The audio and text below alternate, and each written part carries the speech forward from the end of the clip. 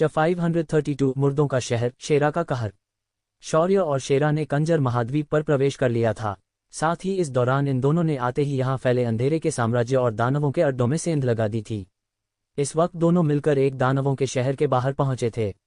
यहाँ रह रहे दानवों को देखकर शेरा का खून खौल गया। शेरा ने बिना देरी किए प्रवेश द्वार से होते हुए अपना आतंक शुरू कर दिया। कोई कुछ समझ पाता उससे पहले ही शेरा ने लाशों का ढेर लगाना शुरू कर दिया था।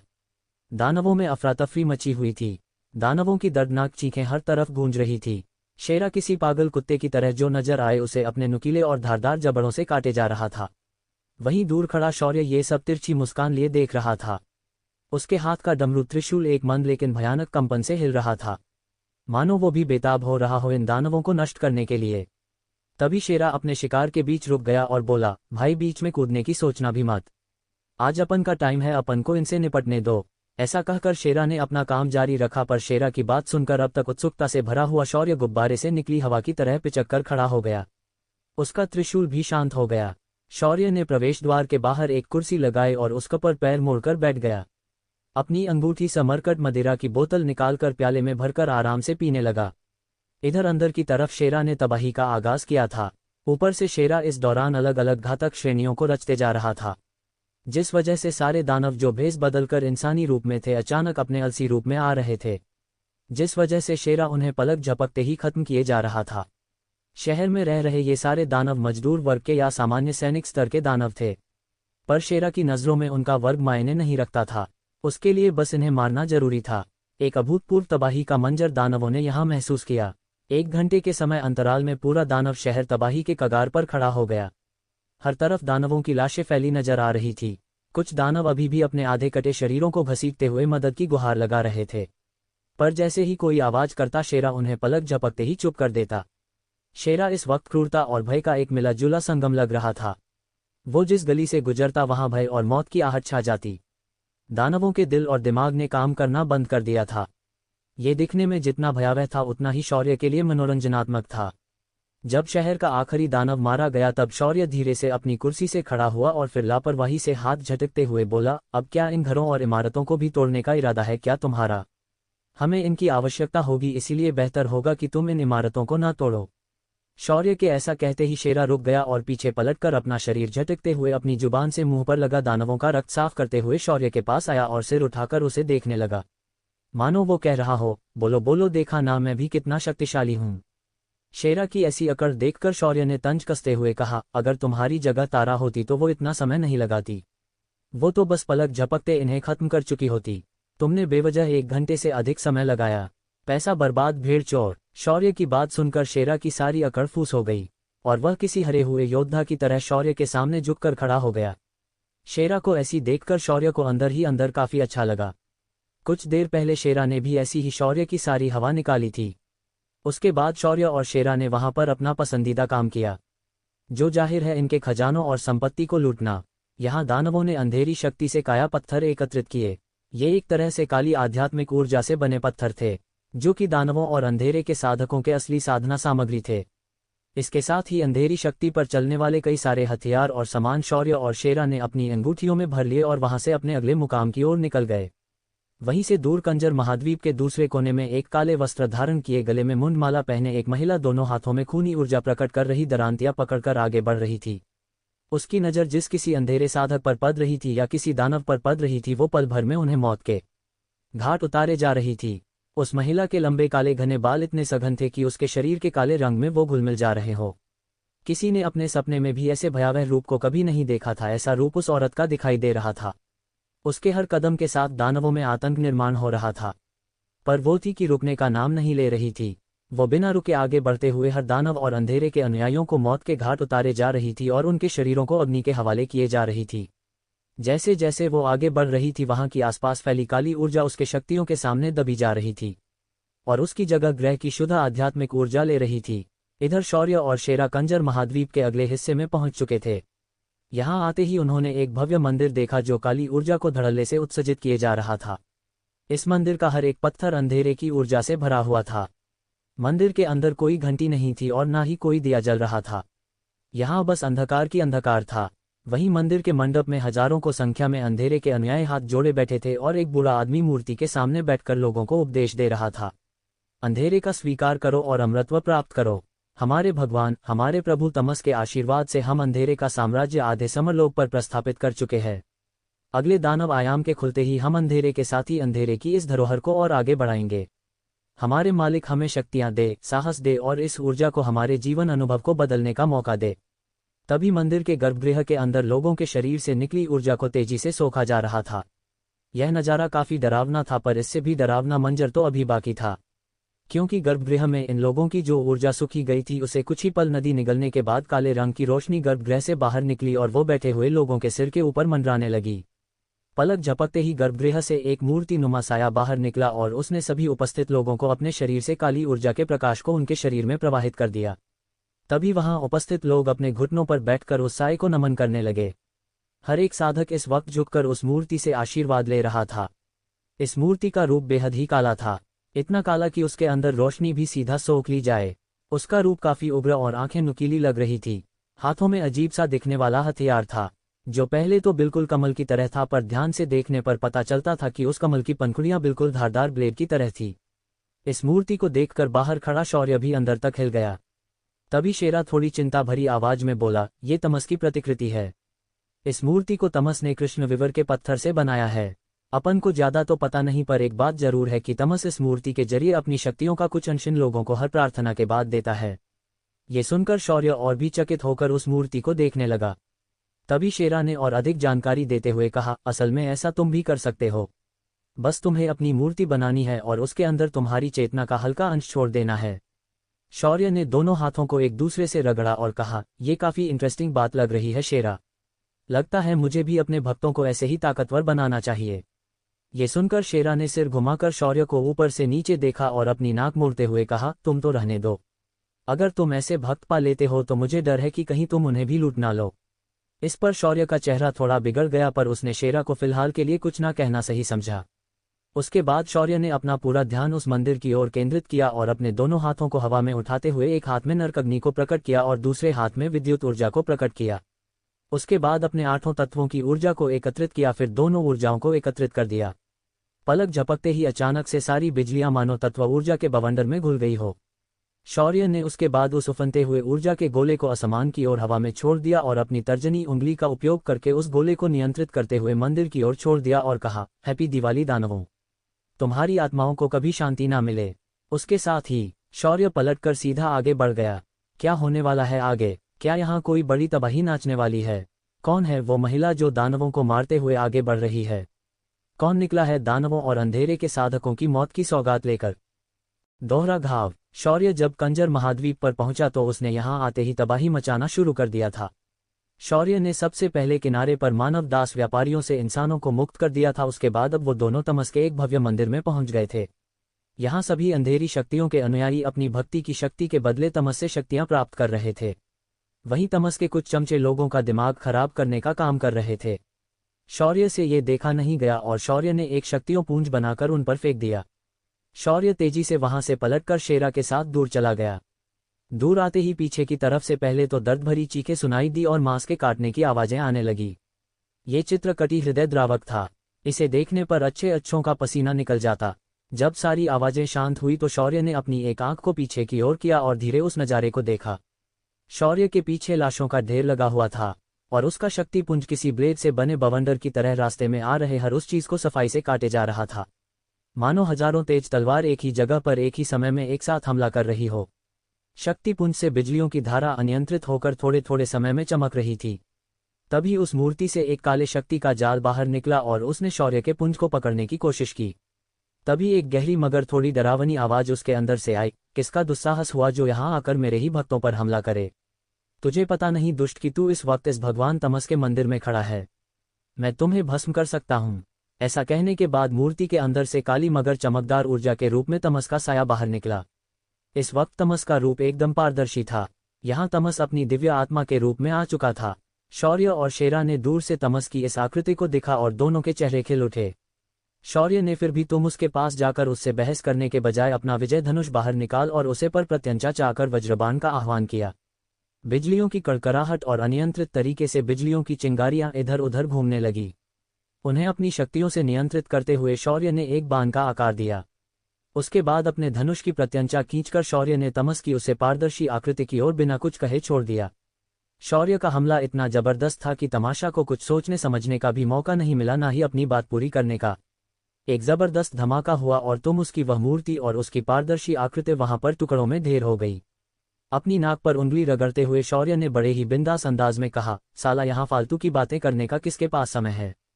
भाई हम यहाँ तबाही करने आए हैं, बातें नहीं। जब आमने सामने सच में मिलेंगे तब बातें जरूर करेंगे, अब नहीं। तभी शेरा बोल पड़ा, भाई लेकिन ऐसी कौन मारता है भला? उसे पता भी नहीं चला कि उसकी तुमने मारी है, मतलब उसे तुमने मारा है।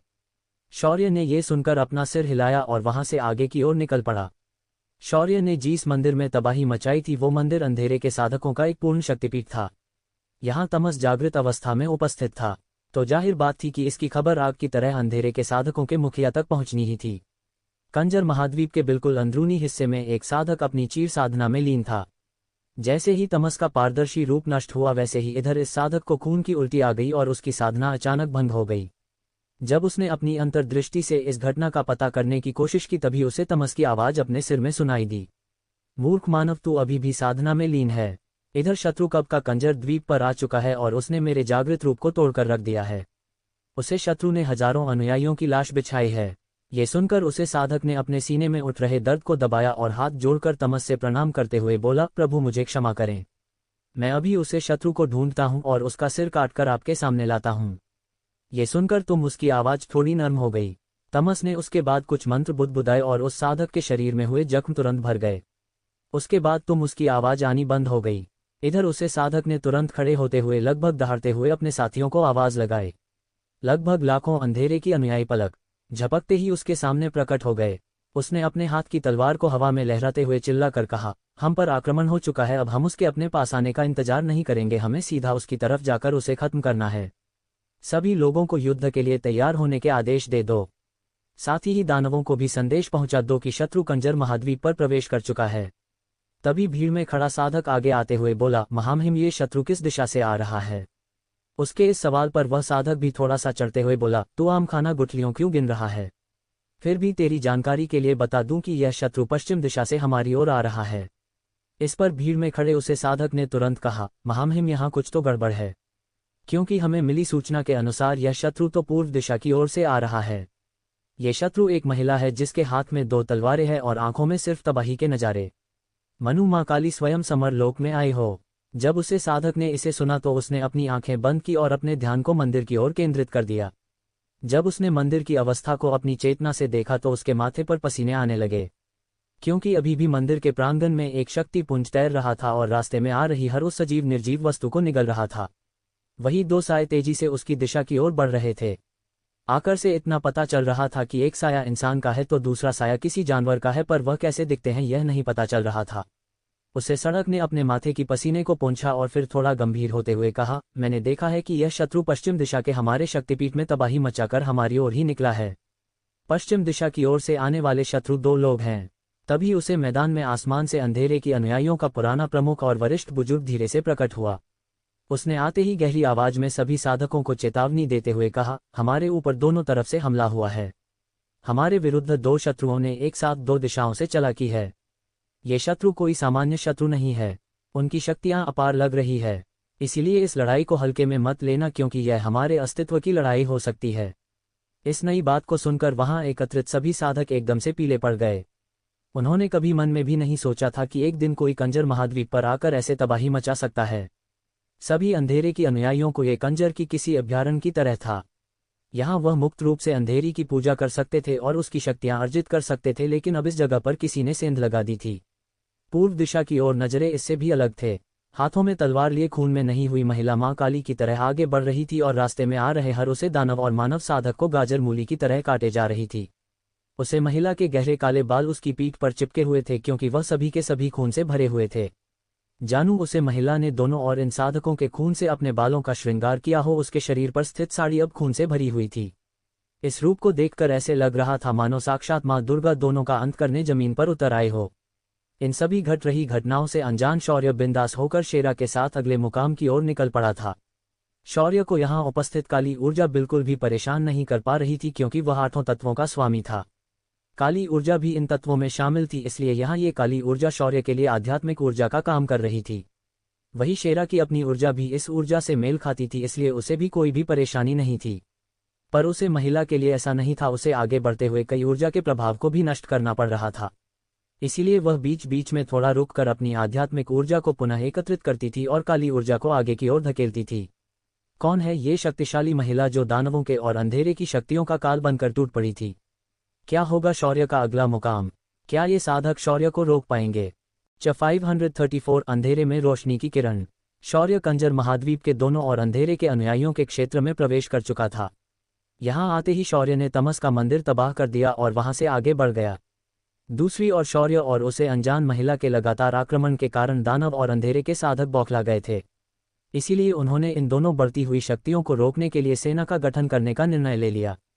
अंधेरी शक्तियों के मठ के वरिष्ठ बुजुर्गों ने सभी साधकों को एकत्रित करना शुरू कर दिया। वही दानव सम्राट के नेतृत्व में सभी दानव भी एकत्रित होना शुरू हो गए। इधर शौर्य और शेरा इस बात से अनजान आगे बढ़ते जा रहे थे और रास्ते में जो संगठन मिलता उसे कुचलते जाते थे। शौर्य और शेरा ने रक्तपात ऐसा मचाया था कि अब कुछ ही दिनों में उनकी ख्याति हर तरफ फैल गई थी। जब भी किसी अंधेरे के साधक या दानव को एक लड़का और एक कुत्ता दिखाई देता था तो वह पूरा का पूरा गांव खाली करके भाग जाते थे। दूसरी ओर पश्चिम दिशा की ओर से वह अनजान महिला हाथों में 2 तलवारें लिए आगे बढ़ रही थी। उसके सामने दानव आए या कोई मानव आए, उसने किसी को नहीं बख्शा। लगभग 15 दिनों के अंदर शौर्य ने 25% से ज्यादा का क्षेत्र अंधेरे से मुक्त कर दिया था। शौर्य जहां जहां जाता वहां मौजूद अंधेरी की काली शक्तियों को पीछे धकेल देता। वही दानव और तमस के अनुयायी अब एकत्रित आ चुके थे और उन्होंने मिलकर एक सेना का गठन कर लिया था। अब दानव शौर्य की ओर बढ़ रहे थे और शौर्य दाना की ओर बढ़ रहा था। इस मुहिम के 16वें दिन शौर्य और शेरा मध्य हिस्से के सीमा क्षेत्र में पहुंच चुके थे। जब शौर्य इस क्षेत्र से गुजर रहा था तब उसकी चेतना में एक हलचल हुई और उसे एक रोशनी की किरण दिव्य दृष्टि से दिखाई दी। शौर्य ने तुरंत निर्णय ले लिया कि वह इस रोशनी का पता लगाएगा और उसे दिशा की ओर निकल गया। कुछ अंतर उड़ाने के बाद शौर्य उसे वीरान जगह पर पहुंच गया। इस वीरान जगह पर कई सारे मकान इमारतें दिखाई दे रही थी। इन सभी मकानों की और घरों की दीवारें गिर चुकी थी। इसे देखकर ऐसा लग रहा था मानो यहाँ पर कई सालों से कोई नहीं रह रहा हो। वही एक पुराना घर शौर्य के नज़र में आया जिसके अंदर से वह रोशनी शौर्य को महसूस हो रही थी। सर तेजी से उसे मकान की ओर बढ़ा और उसने दरवाजे को धक्का लगाकर खोल दिया।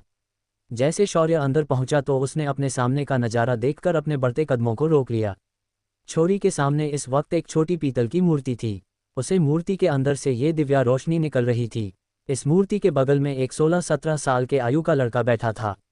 उसे लड़की की आंखें बंद थी और उसके ऊँट हल्के हल्के हिल रहे थे। उसके शरीर पर मांस लगभग ना के बराबर था।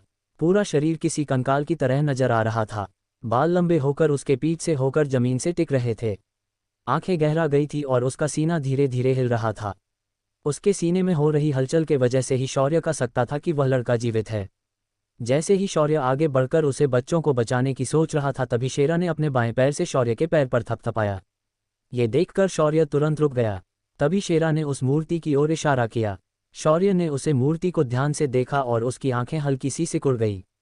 यह मूर्ति किसी और की नहीं बल्कि भैरव की मूर्ति थी। तभी शौर्य ने उसे मूर्ति के अंदर से जो दिव्य ऊर्जा आ रही थी उसे महसूस किया और वह ऊर्जा उसे जानी पहचानी लगी। पर शौर्य को याद नहीं आ रहा था इस ऊर्जा को उसने कहाँ महसूस किया था। तभी सिस्टम की आवाज़ शौर्य के दिमाग में गूंज गई। होस्ट, मुझे लगता है ये लड़का कुछ खास है। इसका शरीर बिना किसी अन्न या पानी के काफ़ी दिनों से जीवित है। वही बगल में रखी वह मूर्ति लगातार दिव्य ऊर्जा का उत्सर्जन करके उसे बच्चे के शरीर को थोड़ी थोड़ी मात्रा में ऊर्जा प्रदान कर रही है और उसे जीवित रखने की कोशिश कर रही है। ये सुनकर शौर्य थोड़ा चिढ़कर बोला, तो तुम कहना क्या चाहती हो? इस पर सिस्टम ने तुरंत जवाब दिया, यह मुझे आपके शिष्य वरद की तरह महसूस होता है। इसे स्वर्ग से रशन प्राप्त है। ये स्वर्ग प्रिय नायक हो सकता है। ये सुनकर शौर्य थोड़ा हैरान हो गया। फिर उसने अपनी हनूक्ति को सहलाते हुए कहा, सही कहा है, किसी ने नायक विपरीत परिस्थितियों में ही जन्म लेते हैं। लगता है इसे खुद स्वर्ग ने यहाँ इस कंजर द्वीप के उद्धार के लिए ही भेजा है। तभी शेरा तपाक से बोल पड़ा, तो भाई आप इसे भी अपना चेला बनाने की सोच में हो क्या?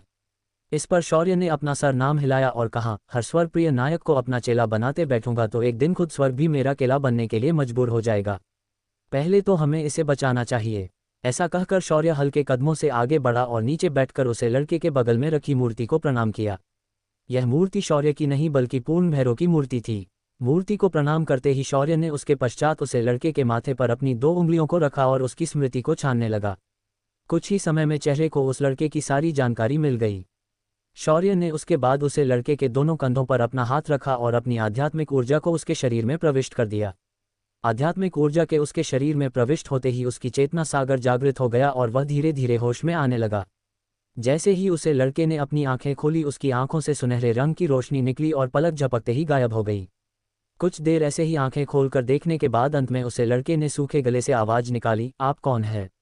इस पर शौर्य ने जवाब देने के बजाय अपनी अंगूठी से एक बोतल निकाली और उसे लड़के को पिलाते हुए बोला, पहले पानी पी लो, बाकी बातें बाद में करेंगे।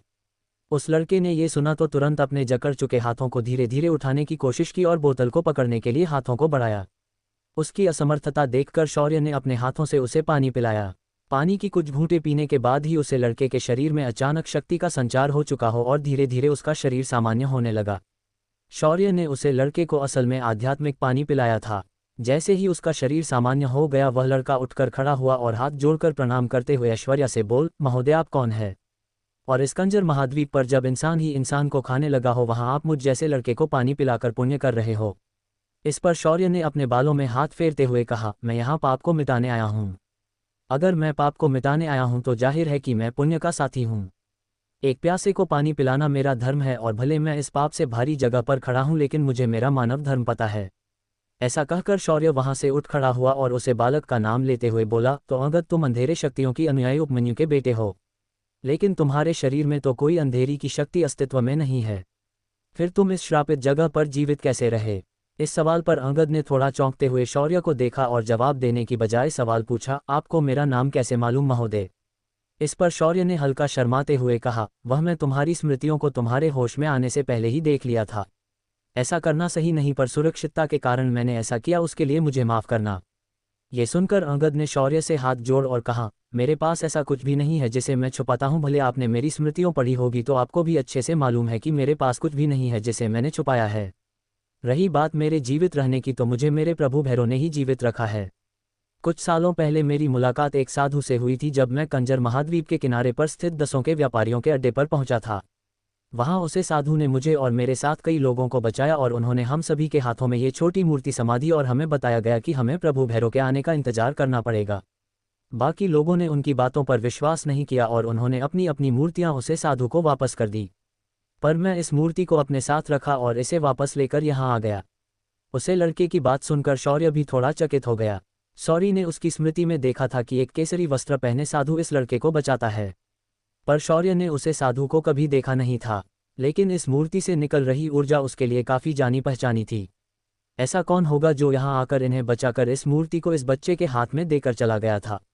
ये सवाल अब शौर्य को खाए जा रहा था। तभी शेरा जो पीछे खड़ा था सामने आते हुए बोला, वैसे भीड़ू अब तू कहाँ जाने की सोच रहा है? अचानक अपने सामने खड़े काले कुत्ते को इंसानों जैसे बात करते हुए सुनकर अंगद 2 कदम पीछे हट गया। तब शौर्य ने हाथ उठाकर उसे समझाते हुए शेरा की पहचान कराई। उसके बाद अंगद ने बोलना शुरू किया, अब जबकि मैं होश में आ चुका हूं तो मुझे मेरे प्रभु भैरव को ढूंढने निकालना है। उसे साधु के मुताबिक जब भैरव कंजर महाद्वीप पर आएंगे तब मैं होश में आऊंगा। इसका मतलब है कि मेरे प्रभु भैरव यहाँ आ चुके हैं। ये सुनकर शौर्य गदगद हो गया। उसने अपने दोनों हाथों को अंगद के कंधों पर रखते हुए कहा, क्या तुम्हें सच में इतना विश्वास है अपने भैरव पर? क्या सच में वह यहाँ आए होंगे? इस पर अंगद ने अपने सीने पर हाथ रखकर दृढ़ विश्वास से कहा, मुझे उन पर पूर्ण विश्वास है। अगर ऐसा नहीं होता तो मैं आज तक बिना अन्य पानी के जीवित नहीं रहता। मेरे भैरव यहाँ आए हुए हैं और यह मैं दावे के साथ कह सकता हूँ। उसे बच्चे का अपने ऊपर इतना दृढ़ विश्वास देखकर शौर्य के आंखों के किनारे गीले हो गए और उसने धीरे से उसे लड़के के सिर पर हाथ फेरते हुए उसके मस्तिष्क में कुछ युद्ध कला की जानकारी हस्तांतरित कर दी। अचानक अपने मस्तिष्क में कुछ अनजान स्मृतियों को देखकर वह लड़का पहले हैरान हुआ, लेकिन जैसे उसने शौर्य की आंखों में देखा तो उसने उन स्मृतियों को स्वीकार करना शुरू कर दिया। जब सारी स्मृतियां उसे लड़के के मस्तिष्क में स्थापित हो गई तब शौर्य ने धीरे से उसके सर से हाथ उठाते हुए कहा, अगर तुम्हारे भैरव तुम्हें जरूर मिलेंगे या फिर मिल भी चुके होंगे, इसलिए अब उन्हें ढूंढने की बजाय अपनी इस युद्ध कला का अच्छे से अभ्यास करो और जहां कई ऊर्जा का प्रभाव नष्ट हो चुका है उसे स्थान पर चले जाओ। वहां रहकर आने वाले दानव और अंधेरे के अनुयायियों को वहां वापस अपना प्रभाव स्थापित करने से रोको। तुम्हें मदद करने के लिए वहां कुछ और लोग भी आ जाएंगे। शौर्य की बात सुनकर अंगद ने पहले झुककर शौर्य को प्रणाम किया और फिर 2 कदम पीछे होकर शौर्य को ऊपर से नीचे देखते हुए बोला, महोदय मुझे ऐसा क्यों लग रहा है कि आप भैरव के बारे में बहुत कुछ जानते हो। इस पर शौर्य कुछ जवाब देता उससे पहले पीछे खड़ा शेरा आगे आया और बोला, अरे भीलू तुझे क्या लगता है, अपन लोग अभी अभी बाहर से ही तो आ रहे हैं और तुम्हारे प्रभु पहले ही इस कंजर महाद्वीप पर आ चुके हैं और उन्होंने कई सारे हिस्से की काली ऊर्जा को नष्ट कर दिया है, तो इसीलिए अपन तुम्हें उसे जगह पर जाने के लिए बोल रहे हैं। रही बात तेरे प्रभु से मिलने की तो तू उसकी चिंता मत कर, हम जब उन्हें मिलेंगे तब उन्हें सीधा तुम्हारे पास लेकर आएंगे। बस अब अपने पास मिली हुई इन नई शक्तियों को अच्छे से इस्तेमाल करना और अपनी शक्तियों को बढ़ाकर आने वाले दानवों और अंधेरे के अनुयायियों को काली शक्तियों को फैलाने से रोकता है। शौर्य ने तभी अपनी अंगूठी से कुछ कवच और हथियार निकालकर अंगद के हाथ में दिए, साथ ही कुछ दवाई की गोलियों की बोतलें भी उसके हाथ में दी और उनकी जानकारी उसे अच्छे से समझा दी। अंगद ने ये सब प्राप्त करने के बाद एक बार फिर शौर्य को हाथ जोड़कर प्रणाम किया और अपनी विदा ली। अंगद के जाने के बाद शौर्य वापस एक बार युद्ध के लिए लड़ने के लिए तैयार हो गया। जैसे ही शौर्य और शेरा वहां से बाहर निकले उन्हें आसमान में हजारों लाखों संख्या में काले साए आते हुए दिखाई दिए। शौर्य ने भी उन्हें देखकर अपने रूप को बदल दिया। शौर्य का भैरव रूप वापस दिखाई देने लगा। शौर्य ने अपनी दोनों तलवारों को हाथ में पकड़ लिया, एक हाथ में चंद्रहास तो दूसरे हाथ में उसकी अपनी आयामी तलवार प्रकट हो गई। शौर्य ने उसके बाद आसमान की ओर छलांग लगाए। वही शेरा ने भी अपना आकार बड़ा किया और उसका काला शरीर और अधिक काला हो गया, उसके जबड़े चौड़े हो गए और उसके नुकीले दांत उसके जबड़े से बाहर दिखाई देने लगे। एक प्रचंड दहाड़ उसके मुंह से निकली और वह भी आसमान में उछल गया। इधर आसमान में शौर्य की ओर बढ़ रहे काले सायों में सबसे आगे चल रहे आदमी ने शौर्य को देखा तो हंसते हुए चिल्लाया, हमारा शत्रु मिल गया है, रफ्तार धीमी करो। उसका आदेश मिलते ही उसके पीछे आ रहे सभी लोगों ने अपनी रफ्तार धीमी कर दी। तभी सभी के नजरों के सामने एक विशालकाय कुत्ता और एक आदमी हाथों में 2 तलवारें लिए उनकी ओर बढ़ते हुए दिखाई दिए।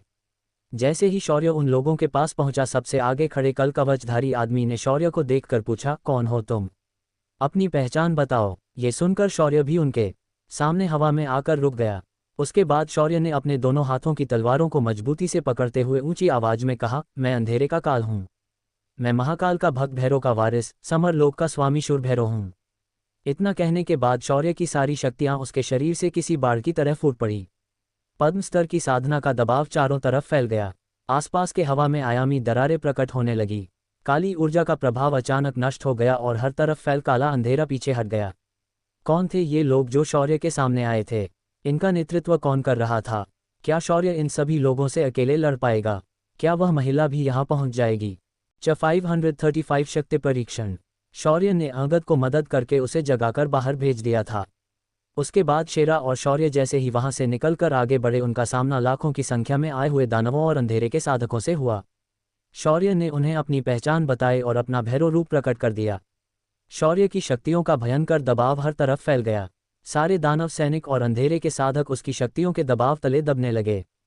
तभी उन सभी का नेतृत्व कर रहा योद्धा आगे आते हुए शौर्य के सामने खड़े होकर उसे ऊपर से नीचे निहारने लगा। कुछ देर देखने के बाद तीर ही हंसी के साथ उस योद्धा ने अपने आप को सीधा किया और अपनी पहचान बताना शुरू किया, तो तुम हो वो नए भैरव जिसने कुछ दोनों से खंजर महाद्वीप पर तबाही का मंजर पैदा कर दिया है। कोई बात नहीं, ये दानव सेनापति आज तुम्हें भी उस भैरव के पास भेज देगा। उससे पहले मेरा नाम जान लो। मेरा नाम दुकासुर है। मैं असल में ना दानव हूँ ना मानव हूँ, मैं असुर हूँ। मेरी असुर जाति इन दानवों से भी श्रेष्ठ है। दुकासुर का परिचय सुनने के बाद शौर्य ने भी उसे नीचे से ऊपर नजर फेर कर देखा और फिर उसके पीछे खड़े दानवों और मानवों को देखा। फिर शौर्य ने चूच करते हुए कहा, मुझे नहीं पता था कि दानवों के इतने बुरे दिन चल रहे हैं। अब दानवों को अपनी रक्षा के लिए असुरों की मदद लेनी पड़ रही है। इससे ये तो पता चल ही गया कि कंजर महाद्वीप पर सिर्फ बेवकूफ़ दानव नहीं बल्कि कुछ असुर भी मौजूद है। मजा आएगा मुझे तुमसे निपटने में। ऐसा कहकर शौर्य ने दोनों हाथों को तलवारों को सीधा किया और हमले की मुद्रा में आ गया। शौर्य को ऐसा करते देखकर कुछ निडर दानव बिल्कुल भी नहीं डरे। उनमें से कुछ ने तो शौर्य पर ही सीधा तंज कस दिया, वाह भैरव, तुम्हें मानना पड़ेगा। सामने अपनी मृत्यु को देखने बाद भी तुम हमसे उलझने की कोशिश कर रहे हो। तुम्हें पता होना चाहिए कि हमारी संख्या लाखों में है और तुम सिर्फ 2 लोग। ऐसा कहकर बाकी साधक भी शौर्य का मजाक उड़ाने में जुट गए। शौर्य ने शांति से उनकी बातों को सुना पर कोई हरकत नहीं की। उसके बाद शौर्य ने अपनी तलवारों को झटका दिया और एक विशाल युद्धगर्जना के साथ ऊपर की ओर उछला। अबे साले, बकवास बंद कर और मेरा सामना कर। अगर तू जीवित बचा तो हम बाकी बातें करेंगे। ओम नमः पार्वती पते, हर हर महादेव। इसके साथ ही शौर्य सीधा दुकासुर की ओर चाल कर गया। दुकासर हालात को समझ पाता उससे पहले ही शौर्य उसके सामने था। शौर्य की लात सीधा उसके सीने की ओर केंद्रित थी। दुकासर कोई हलचल करता उससे पहले ही जबरदस्त लात उसके सीने पर जाकर लगी। दुकासर किसी तोप के गोले की तरह अपनी जगह से उड़ गया और दूर जाकर जमीन पर गिर गया। शौर्य ने उसका पीछा नहीं किया पर वहां खड़े सैनिकों को देखकर हंसते हुए बोला, ये अब कुछ समय तक वापस उठकर नहीं आएगा, तब तक जरा तुम्हें भी सबक सिखाया जाए कि भैरों का अपमान करना कितना खतरनाक होता है। शौर्य का ऐसा उग्र प्रतिसाद मिलने की अपेक्षा तो दुकासुर ने भी नहीं की थी। शौर्य की तीखी नजरें अब बचे हुए अंधेरे के साधन और दानव सी पर पड़ी। शौर्य की नजरें इतनी खतरनाक थी कि सारे अंधेरे के साधक अंदर तक कांप उठे। वही सारे दोनों सैनिक झट से एक कदम पीछे हट गए। उनकी ऐसी अवस्था देखकर शौर्य के होठों पर मुस्कान बिखर गई, पर उसकी मुस्कान मुस्कान नहीं बल्कि किसी शिकारी की हंसी थी। शौर्य ने बिना देरी किए सीधा उन लोगों के बीच छलांग लगा दी। शौर्य किसी भीड़ों के झुंड में घुसे भेड़िए की तरह लग रहा था। उसके सामने हर कोई उसका शत्रु था, तो इस वजह से उसे किसी भी तरह की दया दिखाने की जरूरत नहीं थी। जो उसके हाथ में लग रहा था वह उसे काटे जा रहा था। शौर्य को ऐसा करते देखकर शेरा से भी रहा नहीं गया। शेरा भी उसके पीछे दानव सेना के झुंड में कूद गया। कंजर महाद्वीप के असमान में अगले कुछ मिनटों तक घमासान मच गया, पर इसमें सिर्फ दानवों और मानवों की चीखें सुनाई दे रही थी। उन दोनों के लिए इन लोगों को खत्म करना इतना मुश्किल नहीं था। शौर्य ने अपने युद्धतंत्र और विद्या के दम पर इन लोगों को मारना शुरू कर दिया। लगभग आधे घंटे बाद कंजर महाद्वीप का यह असमान एकदम खाली हो गया। वहीं नीचे जमीन पर लाशों का ढेर लगा हुआ था। शौर्य के माथे पर हल्की पसीने की बूंदें आई थी। शेरा भी थोड़ा हाफ रहा था। तभी नीचे जमीन के अंदर हलचल हुई और एक धमाके के साथ दुकासुर उसके अंदर से बाहर छलांग लगाकर निकल आया। उसने बाहर आते ही जब आसपास देखा तो उसकी आंखें फटी की फटी रह गई। उसने अपनी उंगली को आसमान की ओर करते हुए अविश्वास से कहा, यह असंभव है। तुम ऐसा कैसे कर सकते हो? ये मेरी अमर दानव सेना थी। इन्हें तुम इतनी आसानी से कैसे मार सकते हो? इस पर शौर्य ने अपने कान में उंगली घुमाते हुए पीछे मुड़कर देखा और लापरवाही से कहा, उन्हें मारना कौन सी मुश्किल बात थी? देख नहीं रहे मैंने इन्हें कैसे मारा है? मैंने इन्हें बस अपनी शारीरिक ताकत से मारा है, बाकी कुछ नहीं। सालों ने मुझे अपनी शक्ति का उपयोग करने का मौका भी नहीं दिया। यार, इनकी क्वालिटी बहुत ही खराब थी। शौर्य की बात दुकासुर को अंदर तक चुभ गई। ये सेना उसकी अपनी सेना थी और उसने अपने खून पड़ने से इस सेना का गठन किया था और खुद इन्हें प्रशिक्षित किया था। पर इस वक्त वो सेना शौर्य के सामने कुछ देर तक भी नहीं टिक पाए। जैसे ही दुकासुर का गुस्सा फटने वाला था, उसकी नज़र आसमान में खड़े शौर्य की आंखों से मिली और अचानक उसकी धड़कन चूक गई। उसे एहसास हुआ कि उसने इस भैरव को कुछ अधिक हल्के में लिया है। उसके चेहरे के भाव तेजी से बदलने लगे, पर तभी शौर्य आसमान से सीधा उसकी ओर लपक गया और उसके सामने उतरते हुए उसकी ओर कुछ कदम चलकर आया। शौर्य के हाथों में अभी भी उसकी खून से सनी तलवारें चमक रही थी। शौर्य को अपनी ओर बढ़ता देखकर दुकासुर उतने ही कदम पीछे खिसकने लगा। शौर्य का हर एक कदम दुकासुर की धड़कन को बढ़ा रहा था। उसके दिल की हर धड़कन बता रही थी कि उसका अंत नजदीक है। शौर्य ने दुकासुर को ऐसे पीछे जाते देखा तो अपनी आयामी तलवार को हल्के से उठा दिया। उसके ऐसा करते ही दुकासुर के पैरों के नीचे आयाम में दरार उत्पन्न हुई और वो उसके अंदर गिर गया। अगले ही पल वो शौर्य के एकदम सामने था। अचानक हुए इस घटना से दुकासुर लगभग डर के मारे चिल्लाने लगा। ऐसा अजीब हादसा उसके साथ पहली बार हुआ था। जिस असुर जाति का दूसरा नाम ही भय था, आज वो जाति शौर्य से इतनी भयभीत हो चुकी थी कि वो खुद किसी बच्चे की तरह चिल्लाने लगी थी। जैसे ही दुकासुर शौर्य के बिल्कुल सामने आया, शौर्य ने अपनी चंद्रहास को गायब किया और उसी हाथ से दुकासुर की गर्दन को जकड़ लिया। दुकासुर किसी छोटे बच्चे की तरह चिल्लाने लगा। उसकी ऐसी अवस्था देखकर शेरा अपने आप को हंसने से रोक नहीं सका। भाई, कुछ देर पहले तो ये बालक लंबी फेंक रहा था, देख अब साले की कैसी फटकर हाथ में आ गई है। ये सुनकर शौर्य ने दुकासुर को देखा और पूछा, क्या? अरे दुकासुर, ये मैं क्या सुन रहा हूँ? वो कह रहा है कि तेरी फट गई है। क्या सच में तेरी फट गई है? शौर्य का सवाल सुनकर दुकासुर मन ही मन कह रहा था, अब क्या मुझे दिखाना पड़ेगा कि मेरी कितनी फटी है? हे प्रभु, इसे किसने भैरव बनाया है? कोई भैरव ऐसे कैसे कर सकता है? मुझे नहीं लड़ना कोई युद्ध, मुझे नहीं करना असुर जाति का उद्धार। मुझे घर जाना है। मैं क्यों आया इन दानवों के बीच? हे प्रभु, मुझे वापस जाना है। दुकासुर मन ही मन सोचे जा रहा था, पर तभी एक बार फिर उसके कानों पर शौर्य की आवाज पड़ी, अबे बताना, तेरी फटी क्या? शौर्य के इस सवाल में इतनी ठंडक थी कि अगर दुकासुर इसका जवाब नहीं देता तो शौर्य उसकी गर्दन को पिचका देता।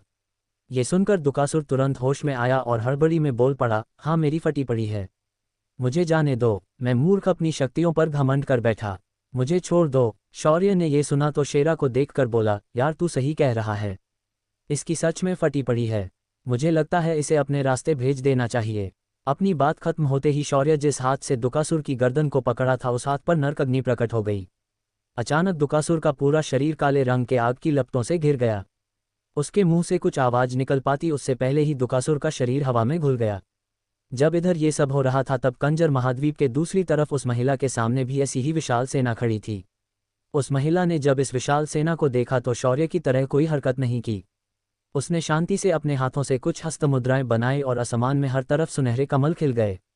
उन कमलों की रोशनी इतनी तीव्र थी कि उस अंधेरी जगह पर अचानक दिन हो गया हो। जैसे जैसे उस महिला की हस्तमुद्राएं बढ़ते जा रही थी वैसे वैसे उन कमल के फूलों का आकार और संख्या बढ़ते जा रही थी।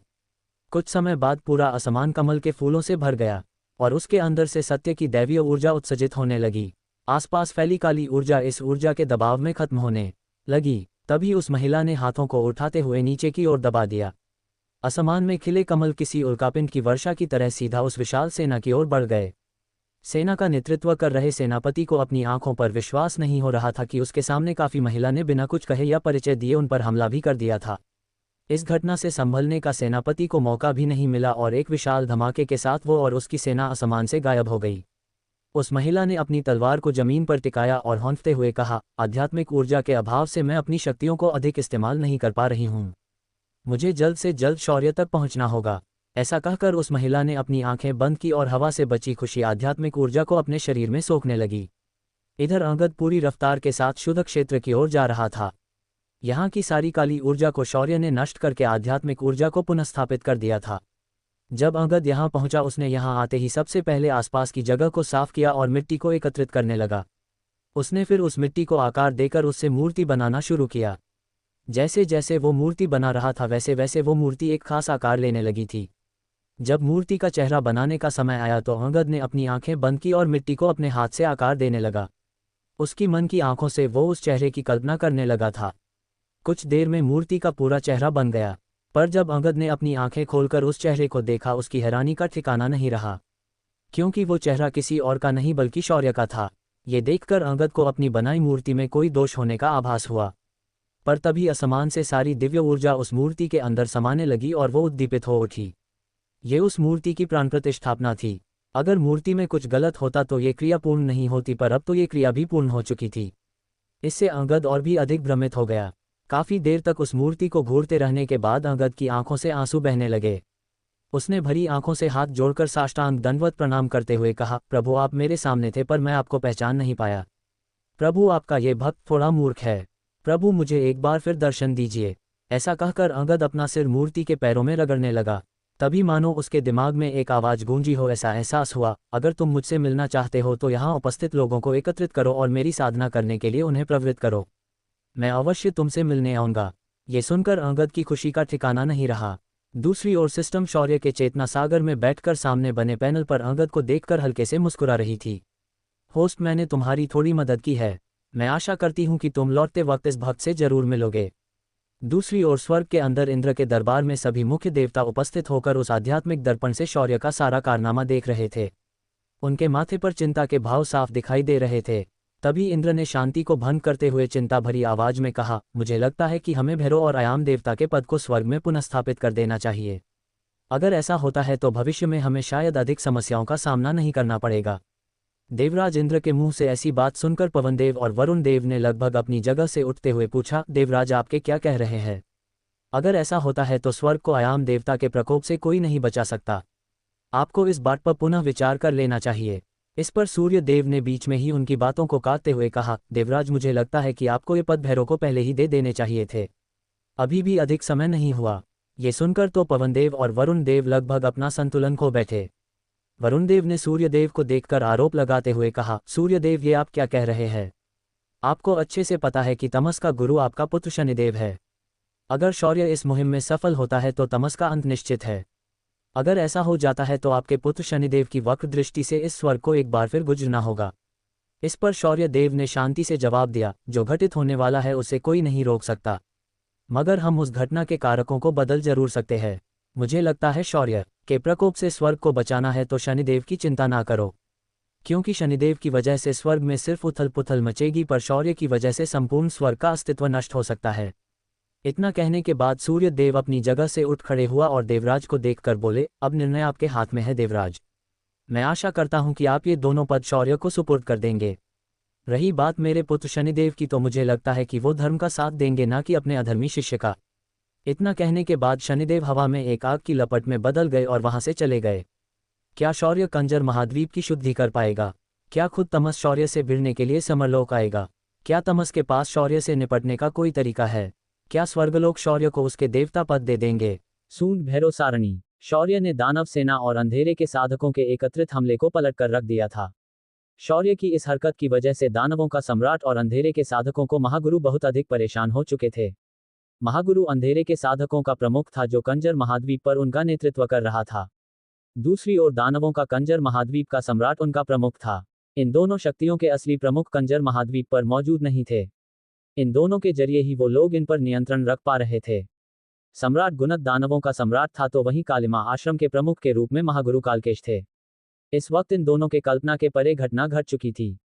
कुछ दिनों पहले इन दोनों को लग रहा था कि शौर्य उनका कुछ नहीं बिगाड़ पाएगा, पर पिछले कुछ दिनों में शौर्य के आक्रामक व्यवहार के कारण लगभग आधा हिस्सा अंधेरी काली ऊर्जा से मुक्त हो चुका था और सूर्य की किरणें अब उस क्षेत्र में बिना किसी रोक टोक के पहुंच रही थी।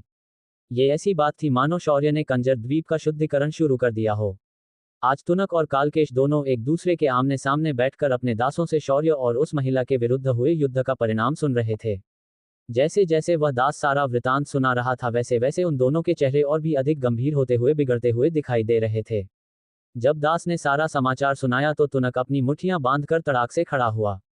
उसने अपने तृष्णा फरसे में हाथ डाला और उसे कंधे पर रखकर दांत पीसते हुए बोला, लगता है हमने हमारे शत्रु को कुछ ज्यादा ही हल्के में ले लिया है। युद्ध में जाने की तैयारी करो। मैं और कालकेश इस बार नेतृत्व करेंगे और उन दोनों को मौत के घाट उतारकर वापस आएंगे। इस बात की घोषणा करने के बाद तुनक ने कालकेश को देखा और आंखों ही आंखों में इशारा किया। उसका इशारा ऐसा था कि अगर तुम नहीं उठे तो आज के बाद कोई भी दानव अंधेरे की शक्ति के साथ खड़ा नहीं होगा। उसकी नजरों का इशारा समझकर कालकेश धीरे से खड़ा हो गया और तुनक के पीछे जाकर खड़ा होते हुए बोला, हम कालिमा आश्रम के योद्धा भी सम्राट तुनक के साथ है। हम इस बहरूपीय भैरव को खत्म करके ही वापस आएंगे। कालकेश के इस बात को घोषित करते ही सारे उपस्थित अंधेरे शक्तियों के साधक जोर जोर से चिल्लाने लगे, अंधेरा अजरामर हो, अंधेरा प्रस्थापित हो। उनके जयकारों के साथ ही सभी लोग वहां से आगे की तैयारियों के लिए निकल गए। वहीं समरलोक से बाहर दूर स्थित काले अंधेरे से भरे ग्रह पर तमस अपने महल में आगे पीछे फेरे मार रहा था। उसकी आंखों में बेचैनी साफ दिखाई दे रही थी। कई सारे उसके सेवक उसके सामने सिर झुकाए खड़े थे। इस वक्त तमस का एक हाथ सफेद पड़ चुका था और वो किसी वाइब्रेटर मशीन की तरह कांप रहा था। उसका चेहरा भी लगभग फीका पड़ा था, मानो उसे किसी बीमारी ने घेर लिया हो। तमस ने अपने कांपते हाथ को दूसरे हाथ से रोकते हुए गुस्से से अपने अनुयायियों को देखा और कहा, पता लगाओ कि तुनक और कालकेश समरलोक में क्या कर रहे हैं। मेरी भक्ति की शक्ति जो वहां उपस्थित लोगों से जुड़ी थी वो ऐसे तेजी से घट क्यों रही है? किसी ने मेरे द्वारा स्थापित शक्तिपीठ को भी तबाह कर दिया है। ऐसा एक ही समय में कैसे हो सकता है? पता लगाओ इसके पीछे कौन है। इस पर एक सेवक डरते हुए आगे आया और सिर झुकाते हुए बोला, स्वामी मुझे 2 दिन पहले समरलोक से संदेश मिला था, पर आप उस वक्त शक्तिद्वार की योजना बनाने के लिए चले गए थे। इस पर तमस ने आगे आकर उस सेवक के कान के नीचे झन्नाटेदार थप्पड़ जड़ दिया और कहा, अब तो मैं तुम्हारे सामने आया हूं ना, तो संदेश क्या था ये बताओ। मेरे पास फिजूल की बातों के लिए समय नहीं है। ये सुनकर उस सेवक ने बिना देरी किए समरलोक के हालात तमस को कह सुनाए। जैसे जैसे वो बताए जा रहा था वैसे वैसे तमस का चेहरा काला पड़ रहा था। उसके चेहरे के भाव बद से बदतर हो रहे थे। जैसे ही उस सेवक की बात खत्म हुई, तमस ने अपना हाथ उठाया और सीधा उस सेवक के माथे पर दे मारा। सेवक के 7 चक्रों से खून निकलने लगा और कुछ ही पलों में उसका अंत हो गया। अपने खून से सने हाथ को अपने कमीज से पोंछकर तमस ने गुस्से से उसकी लाश को दूर फेंक दिया। बेवकूफ सेवक कहीं के, अगर तुम्हें इस बात का पता नहीं कि कौन सी खबर पहले देनी है तो तुम यहाँ रहने के लायक नहीं हो। उसके बाद तमस गुस्से से अपने सिंहासन पर जाकर बैठ गया। अपने हाथ को आगे बढ़ते हुए उसने एक संचार मोती बाहर निकाला। संचार मोती में उसकी काली ऊर्जा प्रविष्ट हो गई और तुरंत दूसरी तरफ से तुनक का चेहरा साफ साफ दिखाई देने लगा। तुनक ने जैसे ही तमस को दिखा वह अपने घुटनों पर बैठ गया और प्रणाम करते हुए बोला, प्रभु यहाँ कंजर महाद्वीप पर एक बड़ा संकट आ चुका है। एक बहरूपिया जो खुद को भैरव कह रहा है वह लगातार हम पर आक्रमण किया जा रहा है। वहीं दूसरी तरफ एक महिला की कोई पहचान नहीं, बस इतना जानते हैं कि उसके गले में बड़ी मुंड माल है, वह भी किसी घायल शेरनी की तरह हमारे लोगों का शिकार कर रही है। इतना सुनते ही तमस का चेहरा एकदम से गंभीर हो गया। तमस ने संचार मोती को अपने चेहरे के सामने लाते हुए तुनक को देखा और गंभीर होकर आदेश दिया, तुनक तुम जिसे बहरूपिया समझ रहे हो वह असली भैरव है। और जिस महिला का जिक्र तुमने किया वह शायद माता भैरवी है। लगता है शौर्य ने पद्मस्तर की साधना को प्राप्त कर लिया है। तुम्हारी शक्तियां अभी तक पद्मस्तर तक नहीं पहुंची, इसलिए बेहतर होगा कि तुम सूंड भैरव सारणी को सक्रिय कर दो। इस सारणी के अंदर शौर्य और माता भैरवी तुम्हें कुछ नहीं कर पाएंगे। अगर तुमने ऐसा नहीं किया तो मुझे नहीं लगता कि कंजर द्वीप अब तुम्हारे नियंत्रण में रह सकेगा। ये सुनकर तुनक के रीढ़ की हड्डी में ठंडक दौड़ गई। उसे जिस बात का अब तक बस अंदेशा था वो बात सच साबित हो चुकी थी। वहीं बगल में खड़ा कालकेश भी इस बात का इशारा समझ चुका था।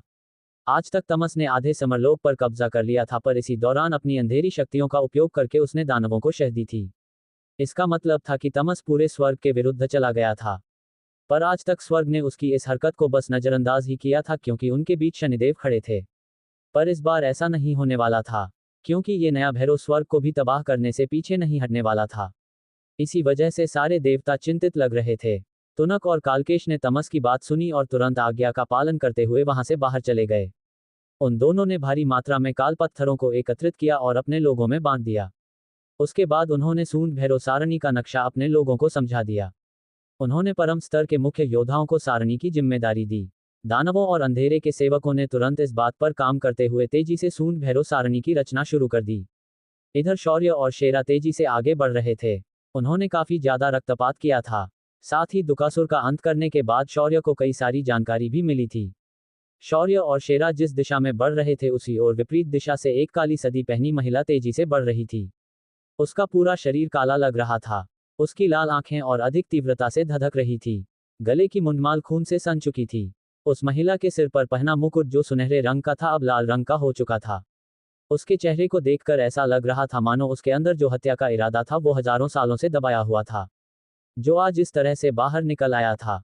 लगभग 2 दिनों के लगातार सफर के बाद शेरा और शौर्य तुनक के महल के बाहर पहुंच गए। वो जहां खड़े थे वहां से तुनक का महल अभी भी 50 किलोमीटर से अधिक दूर था, पर इन योद्धाओं के लिए ये अंतर 5 मीटर जितना था। यहां आते ही शेरा की नाक फड़क उठी और उसने शौर्य को अचानक हवा में ही उसका पैर मुंह में पकड़कर झटके से पीछे खींच लिया। जब शौर्य ने शेरा की इस हरकत को देखा तो उसका मन तो हुआ कि वो शेरा के सिर में 2 अच्छे खासे गोले उठा दे, पर जैसे ही शौर्य ने उसका चेहरा देखा उसका सारा गुस्सा गुल हो गया। शेरा काफी गंभीर भाव से अपने सामने देख रहा था। उसके बाद शेरा ने अपने पंजे को उठाकर आगे की ओर किया और उसके अंदर अपनी ऊर्जा को प्रविष्ट कर दिया। तुरंत एक विशालकाय सारणी शौर्य के सामने प्रकट हो गई।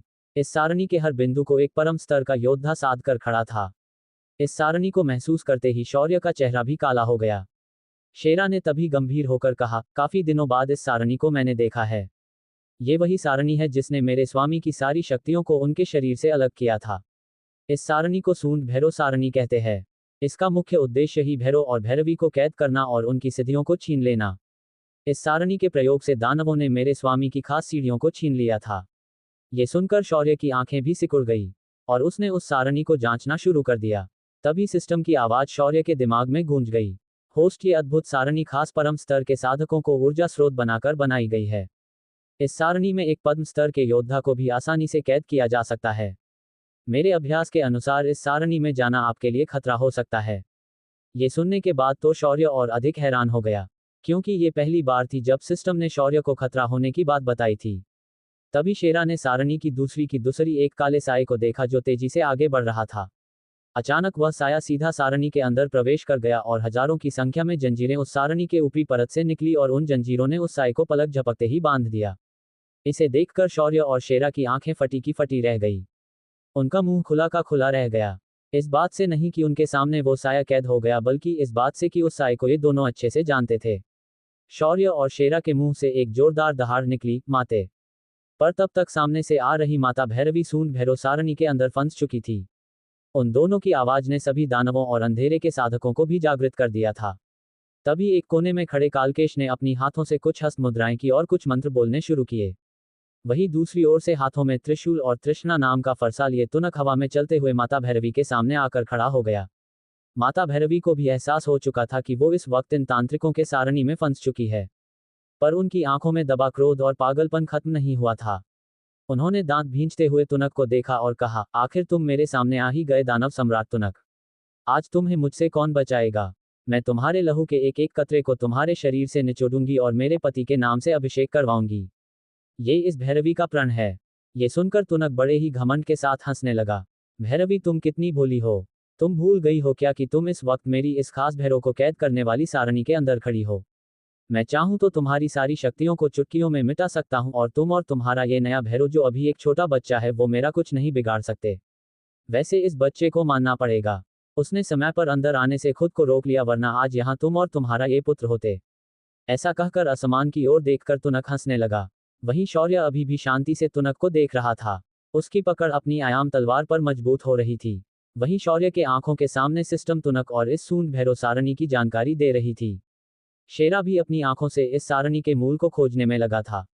पर इस सारणी में लगभग 18 से ज्यादा मूल थे और ये सभी के सभी जीवित चेतक थे, ऊपर से सभी परम स्तर के योद्धा थे, जिस वजह से इस सारणी को तोड़ पाना अशक्य लग रहा था।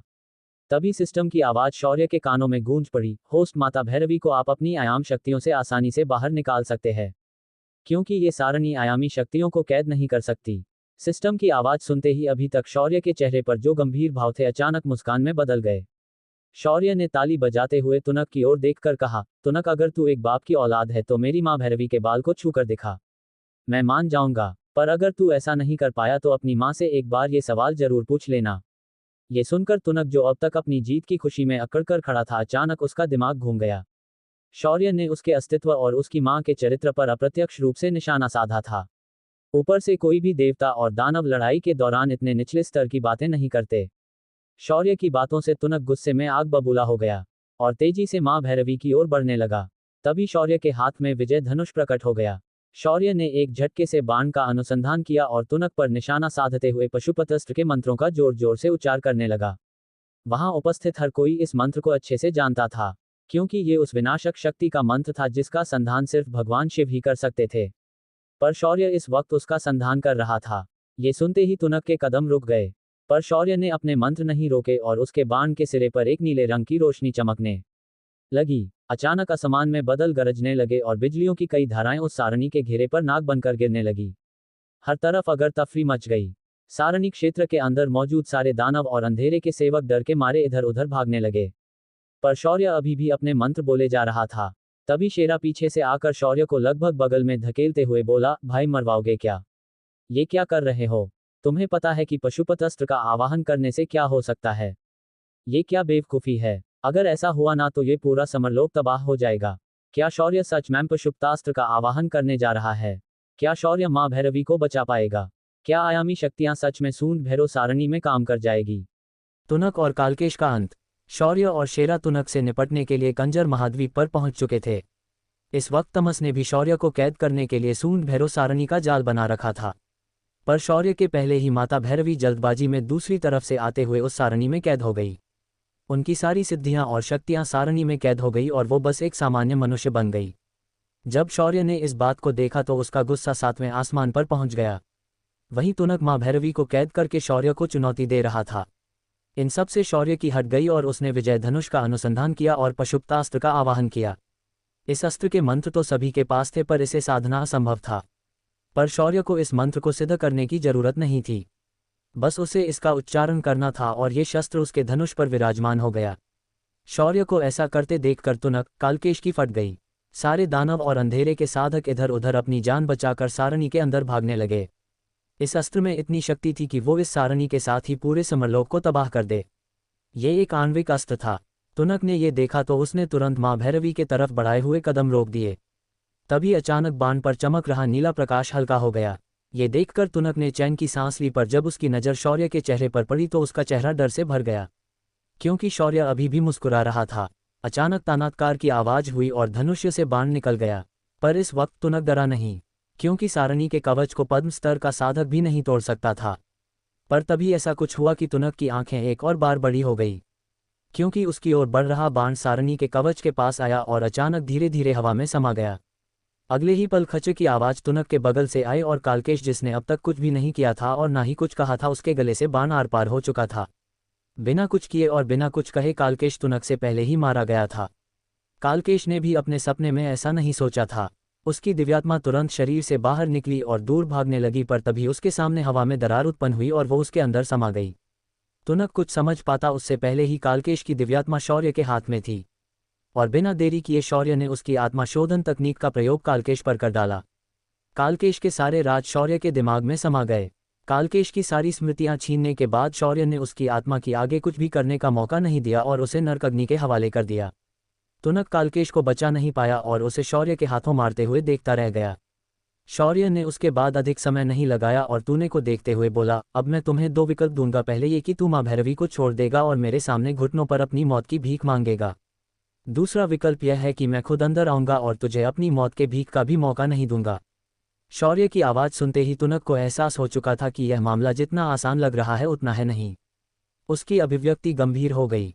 तूने को यह समझने में देर नहीं लगी कि शौर्य बिना सारणी के अंदर आए भी उसे खत्म कर सकता है। तुनक ने अपने हाथों से सर को पकड़ा और अपने बालों को नोचने लगा। जैसे जैसे उसके सर से बाल झड़ने लगे वैसे वैसे दो बड़े दानवी सिंह उसके सिर पर दिखाई देने लगे। तुनक ने अब ठान लिया था कि वह बिना लड़े हार नहीं मानेगा। इसीलिए उसने अपनी सारी दानवी शक्तियों को अपने शरीर में एकत्रित करना शुरू कर दिया। धीरे धीरे तुनक का आकार बदलने लगा, उसके शरीर के ऊपर पहना कवच बढ़ने लगा। उसके हाथ का फरसा लाल खूनी रंग से चमकने लगा। सारणी को नियंत्रित कर रहे सारे दानव और अंधेरे के साधक अब कांपने लगे थे। तभी तुनक ने अपने फरसे को आसमान में उठाया और शौर्य को देखते हुए बोला, अगर इसे छोड़ने के बाद भी मरना ही है तो इसे मारकर ही मैं मरना पसंद करूंगा। मैं इसे उसके भैरों के पास भेज देता हूं, अगर तुझ में दम है तो मुझे रोक कर दिखा। ऐसा कहकर भयानक हंसी हंसते हुए तूने अपने फरसा हवा में उठाया और एक भयानक शक्तिशाली वार के साथ माता भैरवी के ऊपर हमला कर दिया। जब शौर्य ने ये देखा तो उसकी पुतलियां सिकुड़ गई। अगले ही पल शौर्य ने अपने हाथ को लहरा दिया और एक विशाल दरार माता भैरवी के सामने प्रकट हो गई और तुनक ने किया वह हमला, वह सीधा उसे दरार से आर पार हो गया। तभी नीचे खच्चर की आवाज आए और एक दानव योद्धा दो हिस्सों में कटकर गिर गया। उसे दानव योद्धा की गिरते ही सारणी का एक स्तंभ तुरंत कमजोर पड़ गया। ये देखकर तुनक और भी अधिक बौखला गया। तुनक ने इसका कारण जानने की कोशिश नहीं की पर अपना दूसरा हमला भी माता भैरवी के सिर पर कर दिया। इस बार भी वह वार आयामी दरार में समा गया।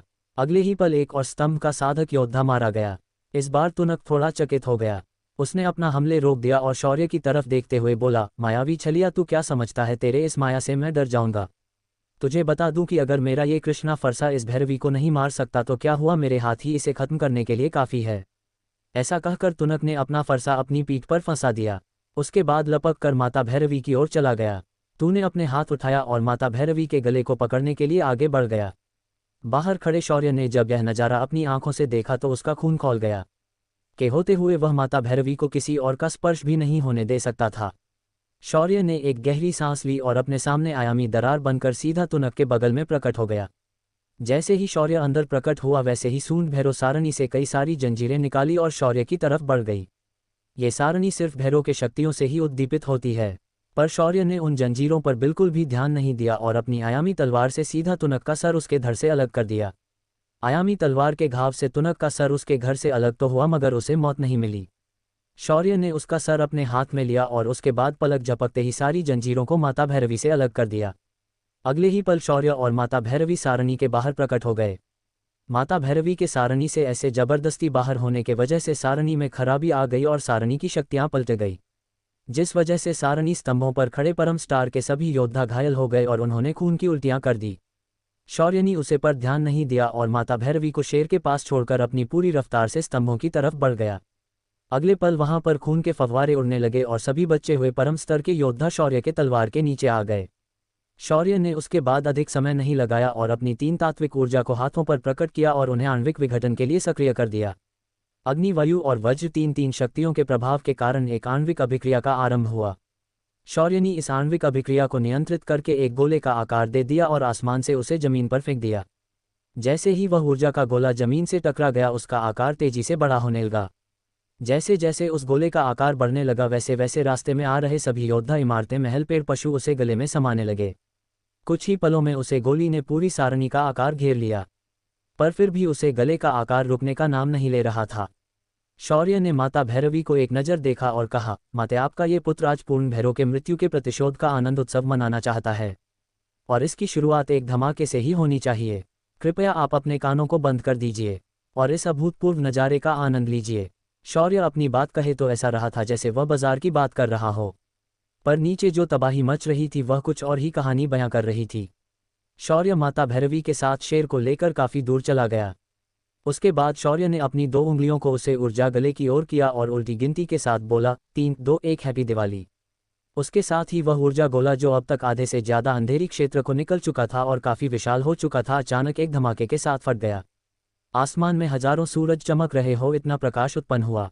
इस प्रकाश ऊर्जा ने आसपास फैली सारी काली अंधेरी ऊर्जा को खत्म कर दिया। एक पल में ही जो समरलोक अंधेरे से ढका हुआ था वह पूरी तरह से मुक्त हो गया और एक सामान्य ग्रह की तरह दिखाई देने लगा।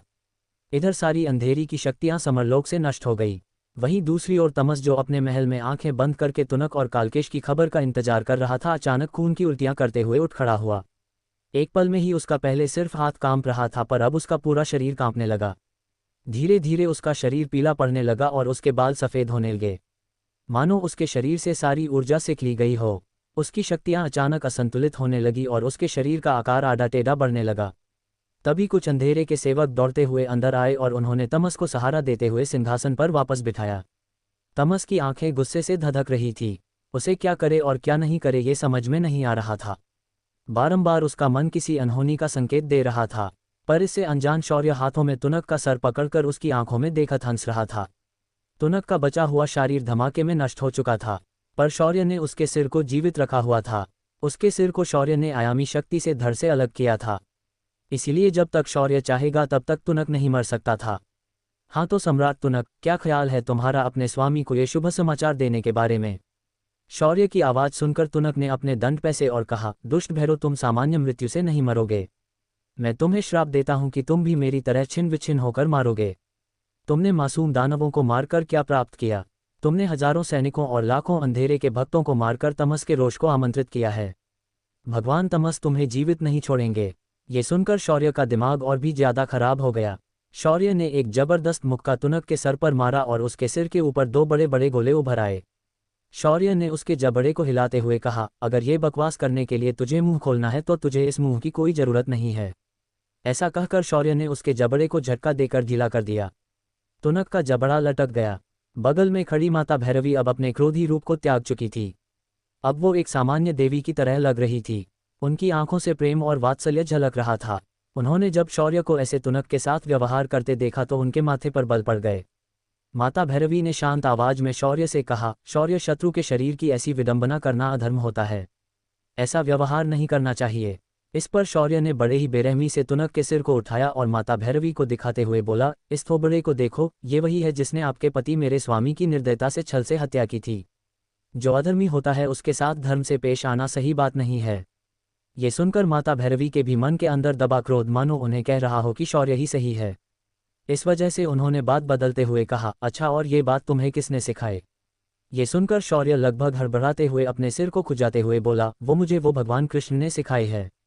ऐसा कहकर शौर्य तेजी से तुनक के सिर को पकड़कर दूर चला गया। तभी वहां खड़ा शेरा बोल पड़ा, लो, इसने भी उनके नाम पर बिल फाड़ दिया। हे प्रभु, आपको लीला अपरंपार है। माता भैरवी भी एकदम से शांत हो गई। उनके पास भी कोई शब्द नहीं बचे थे शौर्य से कहने के लिए। इधर शौर्य ने तब तक तुनक के कान में लटक रहे संचार मोती को निकाला और उसे सक्रिय करके बैठ गया। तभी संचार मोती से आवाज आई, बोलो तुनक, क्या परिणाम रहा? मुझे आशा है कि तुम अपनी योजना में सफल हो गए होंगे। इस पर शौर्य ने तुनक के सिर को संचार मोती के सामने से हटाया और अपना चेहरा दिखाते हुए तमस को देखकर बोला, और कैसे हो मेरे प्रिय शत्रु? अपने इस चेले को बचाने नहीं आओगे? शौर्य के चेहरा संचार मोती के पटल पर देखकर तमस की सांसें फूल गई। तमस के बिगड़े हुए चेहरे को देखकर शौर्य और भी अधिक मुस्कुराने लगा। क्यों, क्या हुआ बुढ़े? तेरी सारी अकड़ उतर गई या तुझे सांप सूंघ गया जो मुंह नहीं खुल रहा तेरा? तूने कभी सोचा नहीं था ना कि जिस आधे समरलोक पर तुमने अपना प्रभाव बनाया था वो मैंने चुटकी बजाकर तुझे छीन लिया। चिंता मत कर, एक दिन में तुझे भी ऐसे ही चुटकी बजाकर खत्म कर दूंगा। शौर्य की बातें मानो खंजर की तरह तमस को चुभने लगी थी। तमस ने एक गहरी सांस ली और अपनी असंतुलित शक्तियों को दबाते हुए गुस्से से कहा, भैरव, तुमने ये सही नहीं किया। मैं तुम्हें भी वही मृत्यु दूंगा जो मैंने पहले भैरव को दी थी, और पता है तुम्हारे मरने के बाद भी कोई मेरा कुछ नहीं बिगाड़ सकता। ऐसा कहकर तमस बेतहाशा हंसने लगा। तभी शौर्य ने उसे उकसाते हुए कहा, क्यों, तेरा बाप इंद्र है क्या, या फिर तू किसी शक्तिशाली देवता की नाजायज औलाद है? शौर्य के सवाल को सुनकर तमस का घमंड जागृत हो गया। उसने अकड़ के साथ कहा, मेरे गुरु इतने शक्तिशाली है कि वो पूरे स्वर्ग को झुका सकते हैं। उनके होते हुए तुम मेरा कुछ भी नहीं बिगाड़ सकते हो। मेरे गुरु का नाम शनिदेव है। तुम्हें डराने के लिए बस उनका नाम ही काफी है। ये सुनकर शौर्य थोड़ा चकित हो गया। वो भी अच्छे से शनिदेव के साढ़े साथी को जानता था। उसने गहरी सांस ली और तमस को देखकर कहा, ओ तो वो तुम्हारे गुरु है। तो क्या उन्होंने ही तुम्हें ये सारा अधर्म सिखाया है? मुझे पता नहीं था कि खुद को धर्मपालक कहलाने वाले शनिदेव एक तुझ जैसे पाखंडी को अपना शिष्य कैसे बना सकते हैं। मुझे शंका होती है उनके व्यवहार पर। शौर्य की बात सुनकर तमस का अब तक चढ़ा हुआ घमंड तुरंत उतर गया। उसका चेहरा काला पड़ गया। क्या सच में शनि देव तमस जैसे अधर्मी का साथ देंगे? क्या तमस खुद शौर्य से निपटने के लिए समीर लोक आएगा? प्रतिशोध के इस जंग में शौर्य का अगला पड़ाव क्या होगा?